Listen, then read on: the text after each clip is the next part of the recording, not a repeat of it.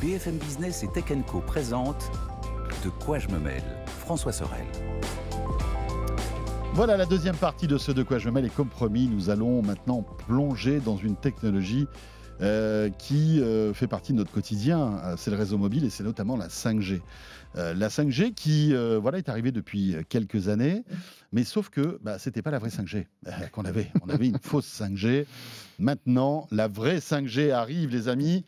Et on va demander à Lionel Paris si ça va tout changer. Salut Lionel. Bonjour François. Ravi de te retrouver. Moi aussi. Voilà, notre expert dans tout ce qui touche au réseau Wi-Fi, à la 5G. Tu t'intéresses à ces sujets, évidemment, parce que tu as travaillé pendant longtemps chez Netgear notamment.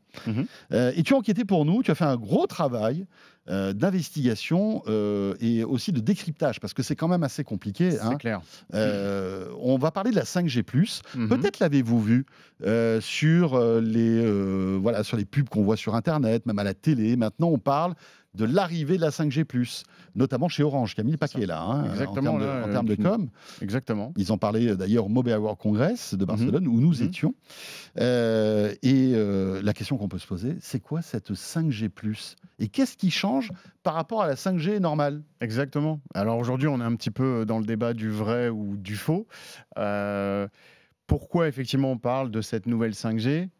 Qu'est-ce qu'apporte cette nouvelle 5G+? Et surtout, pourquoi tout ce qu'on nous a dit avant, finalement, c'était pas vraiment ça?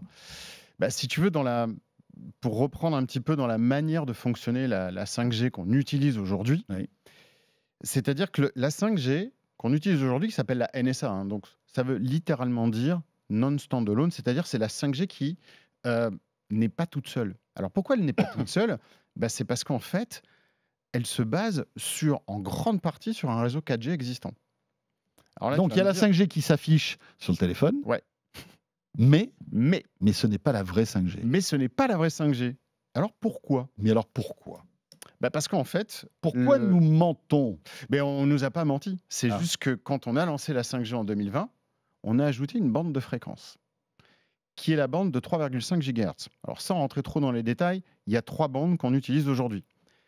Mais la bande de 3,5 était nouvelle. Donc, quand on introduit cette technologie fin 2020, conséquence directe, nouvelle bande, nouvelles antennes, et donc nouveau déploiement. Donc, effectivement, au jour J du démarrage, le réseau n'est pas là. Il est en construction. Aujourd'hui, on est 4 ans après, parce que ça a démarré, je crois que les premières antennes ont été posées en janvier 2021. Donc, on est quasiment 4 ans après. 4 ans après, ce réseau s'est construit et s'est donc développé. Oui, avec une couverture de plus en plus performante partout sur le territoire. Exactement. Donc, si tu veux, les opérateurs, ils ont commencé à développer, à déployer il y a 4 ans. Pour arriver aujourd'hui, on a un bon niveau de maturité. Je te donne un chiffre qui peut parler. On a 42 000 systèmes, antennes. Alors, la NFR nous dirait pylône versus site, etc. Mais grosso modo, dis-toi qu'on a 42 000 équipements posés sur le sol français qui émettent de la vraie 5G. D'accord ? Mais pour te donner un ordre d'idée, un déploiement complet sur le sol français, si je te prends l'exemple de la 4G, pour que ce chiffre parle aux gens, c'est 65 000. Ah ouais. Donc il y a encore un gros tiers. Il y a une bonne partie du chemin qui a été faite, mais il y a encore un morceau à finir. Maintenant, tout ça, c'est timé. C'est-à-dire que l'Agence nationale des fréquences impose un calendrier. Tout à fait. Aux opérateurs. De déploiement, avec des engagements, des cycles. Et donc, d'ailleurs, on est en avance. Parce que à fin 2025, on devait être à 10 500 sites par opérateur. Ça, on l'a largement dépassé. On couvre déjà aujourd'hui la plupart des axes autoroutiers. On a de mémoire plus de 17 000 km de circuit autoroutier qui est couvert. La prochaine phase, elle sera en 2027. Donc fin 2026, on aura un réseau 5G totalement déployé sur les 3 bandes de fréquences. Et donc, si on revient à ce qui s'est passé les 4 dernières années, en fait, pour de vrai, le fonctionnement de la 5G, alors je sais qu'il y a des gens qui vont dire « mais on nous a menti ». Quand tu allumes ton mobile, avant de faire de la 5G, et c'est là où c'est fou, en fait, il se connecte d'abord en 4G, il va faire une agrégation de bande en fonction de l'opérateur, de l'endroit où tu te trouves, de qu'est-ce qu'il y a de disponible. Éventuellement, il va te grouper 4 bandes 4G, Et là, il va t'afficher un super débit qui peut monter jusqu'à plus de 2 gigs, mais qui en fait est partagé avec tout le reste des connectivités 4G à l'endroit où tu te trouves. Ouais, donc t'as jamais, enfin, il suffit que tu sois dans un endroit avec une densité de population importante. Et il se peut même que tu n'arrives jamais à basculer en 5G en fait. Ok, d'accord. Mais les antennes, les opérateurs ont fait beaucoup de choses et ils ont rendu ces antennes capables de faire les deux. Mais grosso modo, à un moment donné, il faut que tu bascules en vrai 5G. D'accord. Alors cette bascule, elle peut arriver ou elle ne peut pas arriver. Ah, pourquoi? Parce que ton réseau est encombré. Ok. Et donc, il a déjà du mal à gérer le flux. Donc, il va avoir du mal à te sortir et t'envoyer sur la vraie bande 5G, qui est la bande à 3,5 GHz. Donc, c'est cette bande 5G qu'on appelle la 5G+. Oui. Ok. C'est la nouvelle bande. C'est la seule qui est nouvelle des 3 qu'on utilise aujourd'hui. Ok. Celle de 700 et de 2,1 GHz, qui est les 2 complémentaires, elles étaient déjà utilisées en 4G. Et donc, pendant les 4 années, c'était un chantier mais qui était colossal. C'est-à-dire que les opérateurs, ils ont dû faire 4 choses. Comme on l'a dit, nouvelle bande, nouvelle fréquence, donc nouvelles antennes. On met des nouvelles antennes partout qui sont capables d'émettre en 3,5 GHz. Tu dois densifier et mutualiser les antennes existantes parce que la partie 4G, il faut que tu continues à la développer. Et oui, bien sûr. Puis surtout, il faut que tu les fasses causer avec 2 technologies. Ça s'appelle le DSS. Le 3e point, il faut adapter le réseau. Pourquoi ? Parce que cette 5G SA qu'on connaît aujourd'hui, en fait, on a fait basculer une ancienne bande 4G et on lui a dit, OK, bon, toi, maintenant, tu ne vas faire que de la 5G, comme la bande en 3.5. Et donc, on arrive aujourd'hui à un point où, ça y est, l'infra a été créé en 5G+. D'accord. On arrive à un niveau de maturité qui est sympa, qui n'est pas encore total, mais qui est très largement utilisable aujourd'hui. Et donc là, maintenant, tu es à l'arrivée de cette 5G+, dite SA. Pourquoi ? Parce qu'elle est toute seule, standalone. Et cette 5G SA donc, est parfaite en théorie pour plus de débit, moins de latence, c'est ça ? Qu'est-ce que ça apporte concrètement, cette 5G+, par rapport à l'ancienne 5G ? Concrètement, pourquoi tu vas gagner en latence ? Ça, c'est lié à la technologie de base, mais surtout, tu ne transites plus vers un réseau 4G pour revenir sur un réseau 5G. Donc ça, c'est Là, tu vas direct sur la 5G. Tu te connectes en fait en 5G+, tu te connectes directement en 3.5 ou en 700, parce qu'il y a 2 bandes effectives réellement utilisables là, maintenant, tout de suite. Et surtout, ton mobile va faire de l'agrégation de ces 2 bandes. Donc, tu es vraiment non seulement sur des antennes dédiées, mais aussi sur un réseau opérateur dédié. Il y a vraiment une ligne de séparation. C'est pour ça que derrière ce petit plus, c'est beaucoup plus que ça. C'est beaucoup plus que ça. Il y a un réel changement technologique, la manière dont les mobiles fonctionnent et la manière dont nous, on va en profiter. Ça fait un peu penser à la 4G, enfin quand on est passé de la 4G à la 4G+, ou même de la 3G à la 3G+, quand on est passé au HSDPA, qui était un truc qui nous permettait d'avoir des débits plus importants, etc. etc. Donc finalement, on se rend compte que la technologie des réseaux évolue toujours de la même manière. Et en fait, c'est un renouvellement. Et donc, les opérateurs vont libérer des bandes et en affecter de plus en plus. Tu as un espèce de jeu de passe-passe entre les technos, ce qui vient d'arriver pour le 700 MHz. Et donc, là, chaque opérateur va faire un petit peu son jeu. Tu as Orange qui a d'abord misé avant tout, et la raison, elle est très logique, parce qu'il y avait un petit événement qui s'appelait les JO l'été dernier. Et rappelons que Orange était l'opérateur officiel. Donc Voilà, donc ils ont énormément développé. Aujourd'hui, c'est le plus grand réseau à date d'antennes 5G sur la bande de 3,5. Et depuis 6-8 mois, ils complètent ce déploiement avec la bande de 700. Et d'ailleurs, pour Orange, c'est le 3e mouvement sur la 5G+. Le premier, il a été fait très rapidement après l'annonce de Free. Si tu te souviens, en septembre, on en avait parlé, qui avait déjà annoncé. Ils ont annoncé une offre 5G+, pour la maison. Donc là, on est sur... on corrige, on va dire, les mauvais déploiements de la fibre en offrant de la 5G+, parce que la promesse de débit, elle est là, et elle peut être garantie. Le deuxième, ça a été les offres professionnelles qu'ils ont lancées en février. Donc là, on a un forfait 5G+, pour les pros à 79 €.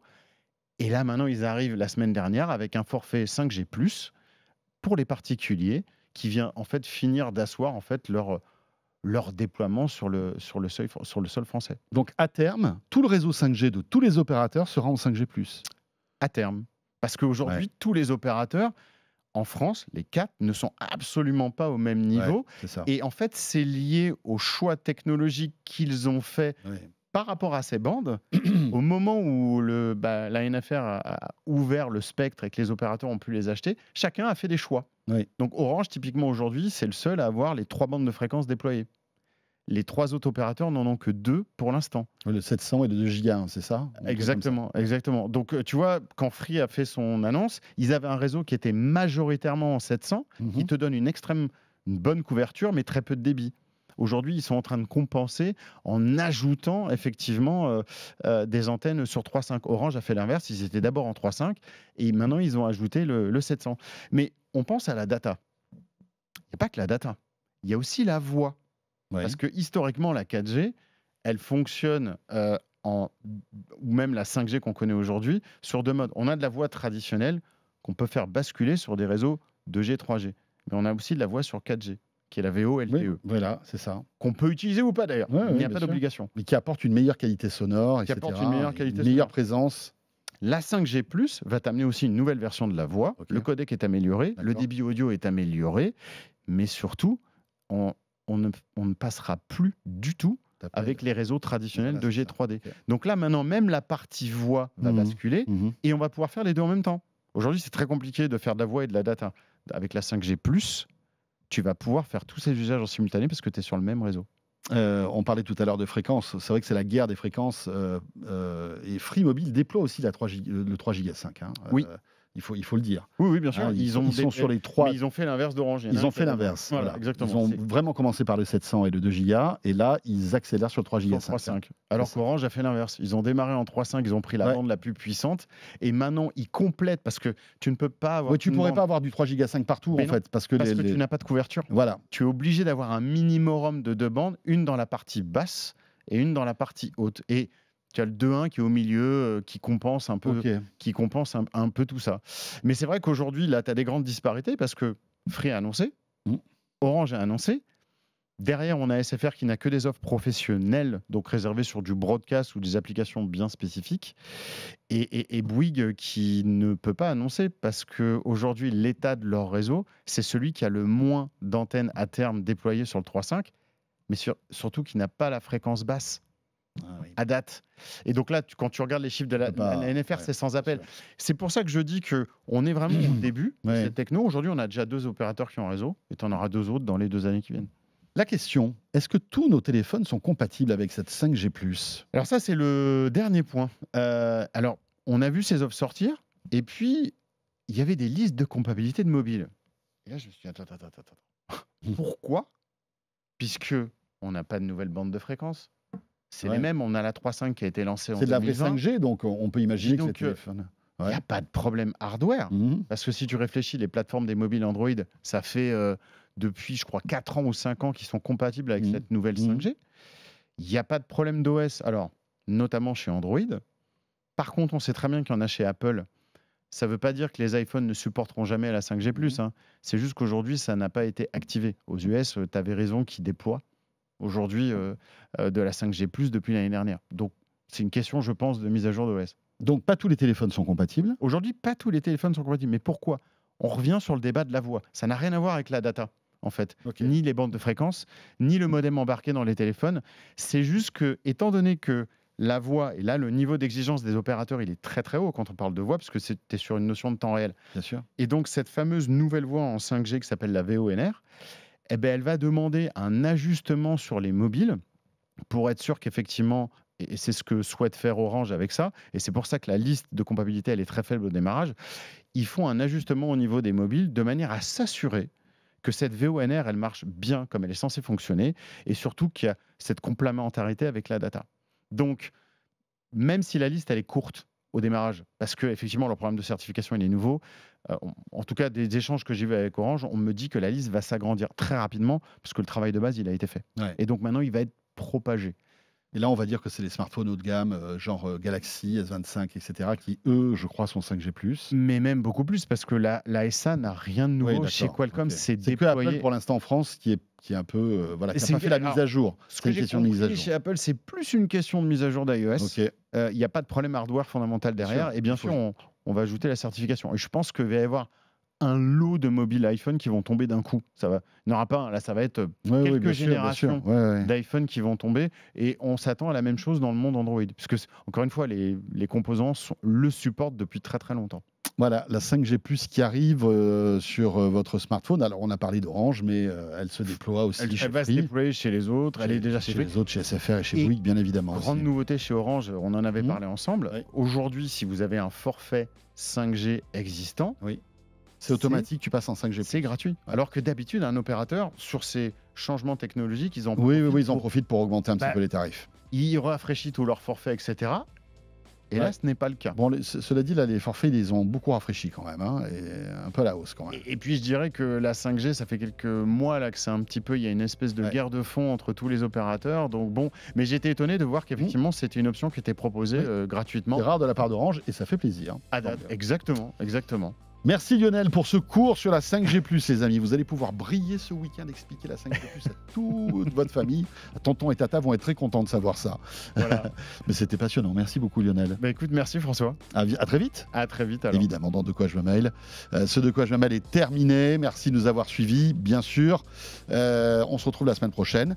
Enfin, quand je dis qu'il est terminé, pas tout à fait, parce que si vous êtes avec nous en audio, petit module bonus qui arrive avec le retour de Damien Licata-Caruso et Emmanuel Paquette. Voilà, vous savez, le petit module bonus exclusif à tous ceux qui nous écoutent en podcast. En tous les cas, merci de nous suivre et à très vite.